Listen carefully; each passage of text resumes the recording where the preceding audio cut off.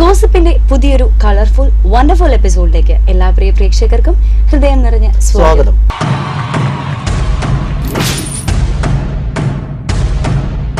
Same cut and പേസ്റ്റിലെ എല്ലാ ഷോട്ട്സും അതുപോലെ തന്നെ, ഒരു ചേഞ്ച് പോലും ഇല്ല.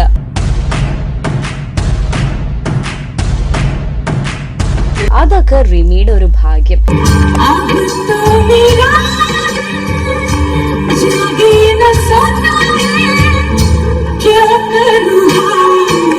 ഷാറുഖ് ഖാന് പകരം സൽമാൻ ഖാനാണ് ചെയ്യുന്നത്. ദേവി എന്നും നീയൻ സ്വന്തം, നീയൻ ദേവവീണാമന്ത്രം. അടിച്ചോണായി പോയി. എന്ത് ചെയ്യണം? ചിരിക്കണോ അതോ ഷൗട്ട് ചെയ്യണോ അതോ കരയണോ? ഭയങ്കര ഒരു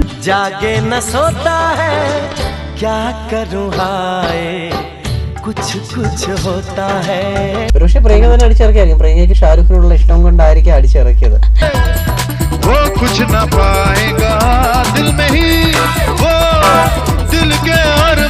ഈ വർഷവും നമ്മളുടെ കത്രീനയുടെ ടൈം തന്നെയാണ്.